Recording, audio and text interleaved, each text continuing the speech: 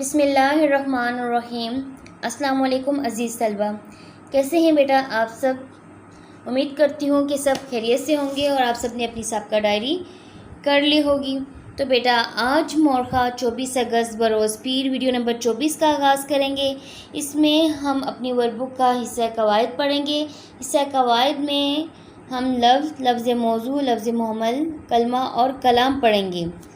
बेटा ये चीज़ें हम छोटी क्लासेस से पढ़ते आ रहे हैं, इसलिए हम इसको बहुत ज़्यादा डिटेल में नहीं पढ़ेंगे। 6 क्लास में भी आपने इसे तफसील के साथ पढ़ा है, अभी जस्ट हम इसकी दोहराई करेंगे। तो हम आगाज़ करेंगे लफ्ज़ से। लफ्ज़ किसे कहते हैं? इंसान अपनी ज़ुबान से जो कुछ बोलता है लफ्ज़ कहलाता है। इमसला किताब, कलम, मेज़, कुर्सी, यानी जो कुछ हम अपनी ज़ुबान से अदा कर रहे हैं वो क्या कहलाता है? लफ्ज़ कहलाता है। आप अपने इर्द गिर्द भी देख लें, अपनी बॉडी के पार्ट्स देख लें, ये सारे भी क्या हैं? जैसे नाक है, कान है, बाजू है, पाँव है, ज़ुबान है, आँख है, ये सारे क्या कहलाते हैं? लफ्ज़ कहलाते हैं। अगर आप अपने घर में देख लें, कुर्सी है, मेज़ है, टीवी है, फ्रिज है, सोफ़ा है, बिस्तर है, बर्तन है, चम्मच है। क्लास में देख लें, मेज़, कुर्सी, पंखा, दरवाज़ा, फ़र्श, सारा कुछ जो कुछ भी आता है, पेन, पेंसिल, बस्ता, ये सारा क्या है? क्या कहलाएगा? लफ्ज़ कहलाएगा। यानी इंसान अपनी ज़ुबान से जो कुछ बोलता है वो लफ्ज़ कहलाते हैं। यानी अब मैं भी जो कुछ बोल रही हूँ वो लफ्ज़ कहला रहा है। ठीक है। इसके अलावा आपको मैंने इतनी ज़्यादा इम्सला बताई हैं, आप ज़रूरी नहीं कि ये जो 4 आपके पास आपको नज़र आ रही हैं स्क्रीन पर आप इन्हीं को याद करें। इसके अलावा जो मैंने बताई हैं आप ये भी याद कर सकते हैं। आगे देखते हैं लफ्ज़ की अक़साम कितनी हैं। लफ्ज़ की 2 अक़साम है, लफ्ज़ मौजू और लफ्ज़ मुहम्मल। लफ्ज़ मौजू किसे कहते हैं? वो लफ्ज़ जिसके कुछ मायने हों लफ्ज़ मौजू कहलाता है। मसलन पैमाना, टीवी, झूठ, ठीक। यानी ऐसे अल्फाज जो मायने रखते हों, जिनके कुछ मायने हों, वो लफ्ज़ मौजू कहलाते हैं। और लफ्ज़ मुहम्मल वो लफ्ज़ जिसके कुछ मायने ना हों लफ्ज़ मुहम्मल कहलाता है। शिमाना, शीवी, मूड, ठाक, यानी वो अल्फाज जिनके कोई मायने नहीं होते वो लफ्ज़ मुहम्मल कहलाते हैं। जैसे अब देख लें, पैमाना लफ्ज़ है, समझ में आ रहा है। शिमाना कोई लफ्ज़ नहीं, इसका कोई मतलब नहीं है। टीवी पता है किसको कहते हैं? टेलीविज़न को। शीवी कोई लफ्ज़ नहीं है। झूठ भी बाकायदा एक मीनिंग रखने वाला लफ्ज़ है। मूठ इसका कोई मतलब नहीं है। ठीक ठाक। एक बात बेटा जहन में रखें कि लफ्ज़ मुहम्मल हमेशा लफ्ज़ मौजू के साथ इस्तेमाल होता है।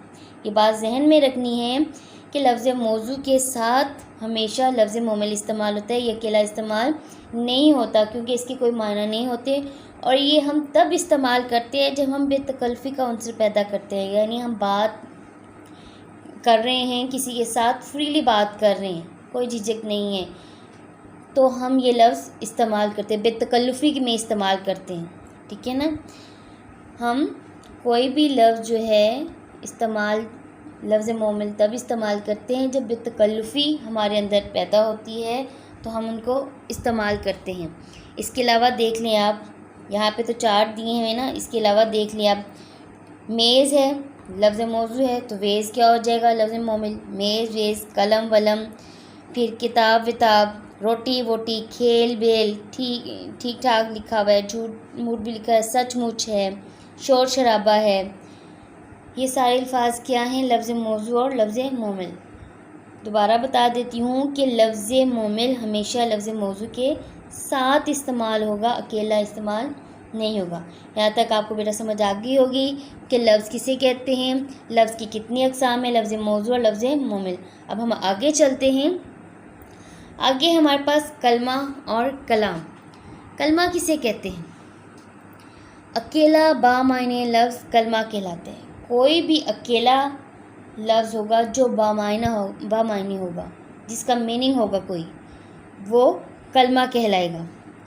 ठीक है। आपके पास है रज़ाई, घर, सोया गया, इसके अलावा कंबल, मस्जिद, आना जाना, फ़हरिस्त, बस्ता, स्कूल, कुर्सी, घर, मस्जिद। अपने बॉडी पार्ट्स को देख लें, हाथ, पाँव, सर, ज़ुबान, खिड़की, दरवाज़ा, आसमान, ज़मीन, दिन, रात, ऐसे तमाम अल्फाज क्या कहलाएंगे जिनके ये सारे मायने ही रखते हैं ना अपने, तो ये क्या कहलाएंगे? कलमा कहलाएंगे। अकेला बामायने लफ्ज़ कोई भी होगा तो वो कलमा कहलाएगा। बात समझ में आ गई? अब अगला क्या है हमारे पास? कलाम। कलाम क्या है? दो या दो से ज़्यादा अल्फाज का मजमुआ कलाम कहलाता है। दो या दो से ज़्यादा अल्फाज का मजमुआ कलाम कहलाता है।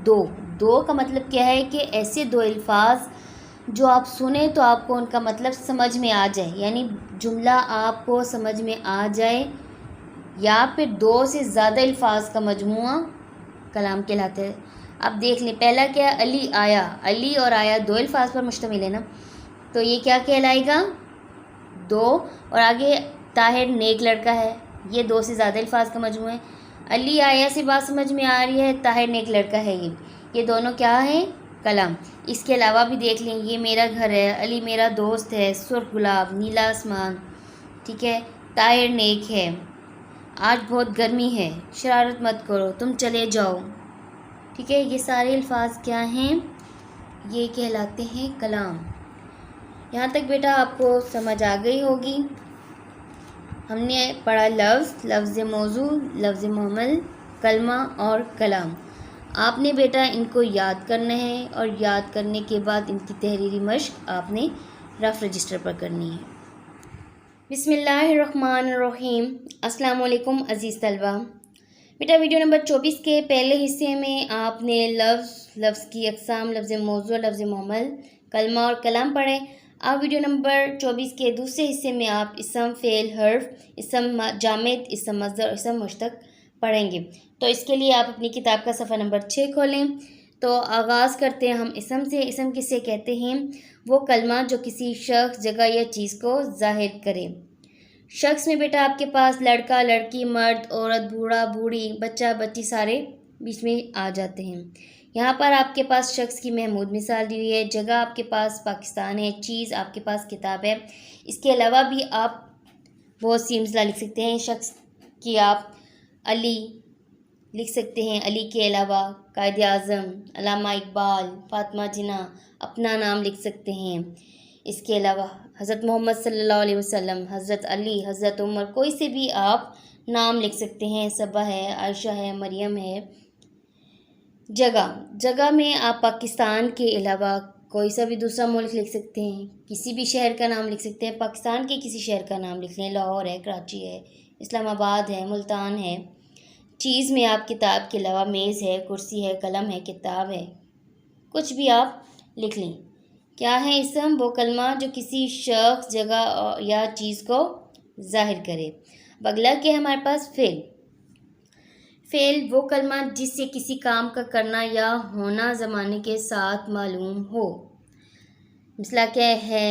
हैं, रहा है, आया, यानी कोई भी हम काम कर रहे हैं वो ज़माने के साथ मालूम हो, जैसे आया, जाएगा, लिखता था, खा रहा था, थी, सोता है, सोएगा, रो रहा है, जाएगा, ठीक है। ये सारे क्या हैं? ये हमें ज़माने के साथ बताया जा रहा है। ये सारे क्या है? हमारे पास फ़ेल हैं। आगे क्या है बेटा? आगे हम पढ़ते हैं हर्फ। हर्फ क्या है? वो कलमा है जो अकेला तो कुछ मायने ना दे, मगर दूसरे कलमात के साथ मिलकर मायने दे। के, पास, तो, से, तक, यानी ये वो कलमा है जो अकेला मायने नहीं रखता, लेकिन जब तक हम इसे दूसरे कलमात के साथ ना मिलाएं हमें बात समझ में नहीं आती। इसके अलावा देख लें, में है, पर है, नीचे है, पास है, को है, ऊपर है, दरमियान है, ये सारे क्या हैं? हर्फ हैं। अब मिसाल में देती हूँ आपको, जैसे है अली घर से मस्जिद तक गया। अली घर से मस्जिद तक गया।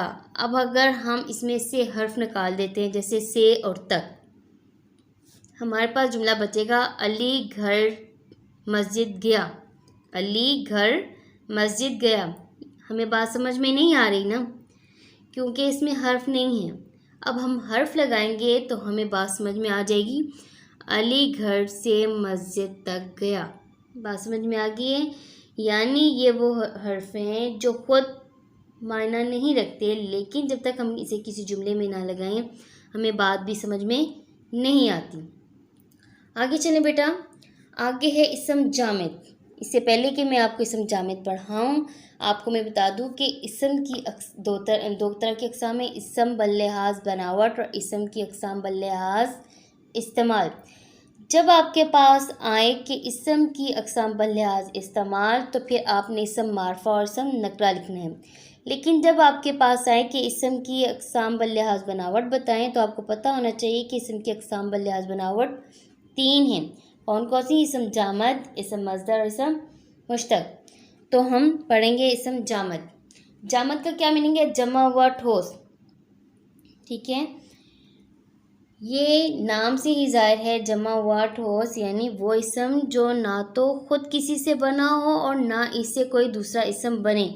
जैसे चट्टान है, चटाई है, फ़र्श है, ईंट है, यानी ये वो अल्फाज हैं जो ख़ुद किसी से नहीं बन रहे बल्कि बज़ाते ख़ुद बने बनाए हैं। इसके अलावा पत्थर है, फ़र्श है, दुकान है, दौलत है, कलम है, बस्ता है, कुर्सी है, मेज़ है, दीवार है, ये सारे अल्फाज क्या हैं? ये इसम जामिद हैं। ये ना खुद किसी से बन रहे और ना इनसे मज़ीद कोई अल्फाज बनाए जा सकते हैं। इसम जामिद किसे कहते हैं? वो इसम जो ना खुद किसी से बने और ना इससे मज़ीद कोई इसम बने। बात समझ में आ गई? अब आगे चलते हैं इसम मज़दर। इसम मज़दर, मज़दर का मीनिंग क्या है? निकलने की जगह या बुनियाद। वो इसम जो ख़ुद तो किसी से ना बना हो लेकिन इससे बहुत से इसम और फ़ेल बने। ठीक है, उठना, सोचना, देखना, गिनना। मज़दर में क्या है? वो इसम है जो ख़ुद तो किसी से ना बना हो लेकिन इससे बहुत से इसम और फ़ेल बने। बेटा एक बात जहन में रखिएगा, मैं आपको बताती हूँ कि मज़दर की अलामत है ना, नून अलिफ ना, ये मज़दर की अलामत है। और अब आपके पास है उठना, सोचना, देखना, गिनना। इसके अलावा खाना, पीना, जागना, खेलना, दौड़ना, रोना, सोना, फिरना, चलना, ये सारे भी मज़दर हैं। लेकिन एक बात और जहन में रखें, मैंने भी आपसे कहा कि ना जो है वो मज़दर की अलामत है, लेकिन ज़रूरी नहीं है कि हर लफ्ज़ जिसके आखिर में ना आए वो मज़दरी हो। तो आपको कैसे पता चलेगा कि ये मज़दर है? आपको पता चलेगा कि जब आप आखिरी लफ्ज़ ना हटा देंगे, जैसे मज़दर है लिखना, ना हटा दिया आपने तो आपके पास जो पीछे लफ्ज़ बचा वो लिख। अब आपके पास उठना, उठना का ना हटा दिया उठ, सोचना का ना हटा दिया सोच, देखना का ना हटा दिया देख, गिनना का ना हटा दिया गिन।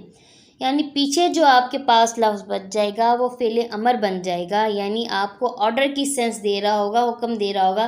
जैसे खाना से खा, पीना से पी, जाना से जा, चलना से चल, खेलना से खेल, दौड़ना से दौड़। यानी ये जब आप ना हटाएंगे तो पीछे जो लफ्ज़ बचेगा वो फ़ेल अमर बन जाएगा। तो वो अल्फाज मज़दर होते हैं जिनका अगर ना हटा दें तो पीछे फ़ेल अमर बन जाए।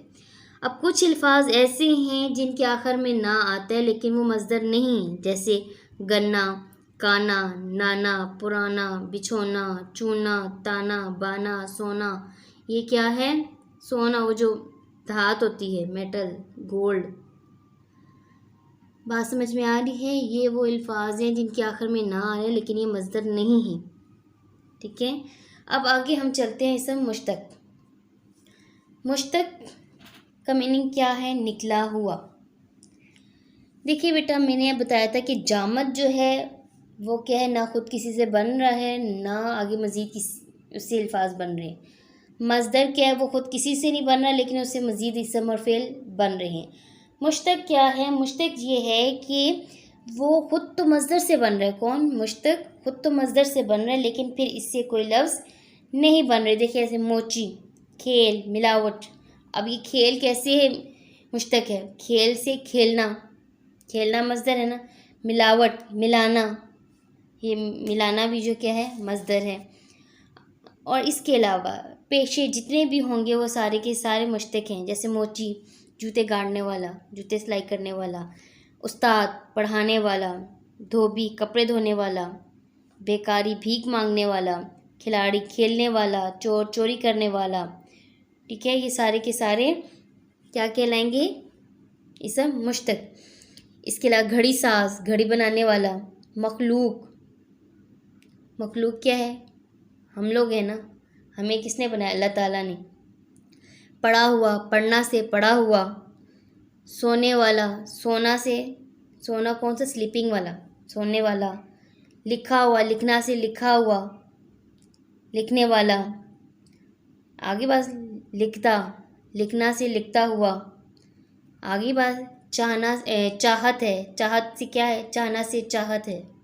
ये सारे अल्फाज क्या हैं? ये हमारे पास इसम मुश्तक है। बात समझ में आ गई?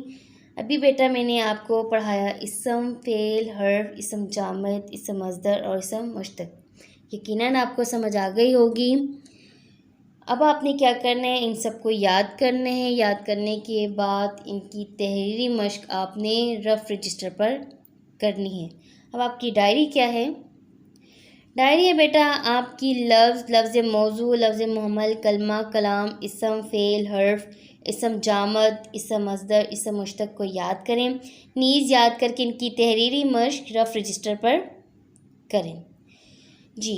इसके बाद बेटा आपके पास है जायज़ा नंबर 7 का हलशुदा जायज़ा नंबर 7। ये आपने यकीनन जो जायज़ा नंबर 7 है वो आपने किया होगा अपनी टेस्ट फाइल के ऊपर। ये आपके पास हलशुदा है। आपने क्या करना है कि इसको उसके अपने किए हुए टेस्ट के साथ टैली करना है और जहाँ पर आपने मिस्टेक की हैं, गलतियाँ की हैं, उनको पॉइंट आउट करना है, उन्हें दोबारा से याद करना है और उसकी दोबारा से तहरीरी मश्क करनी है। ओके बेटा, अगली वीडियो तक के लिए अल्लाह हाफिज़, अस्सलाम वालेकुम।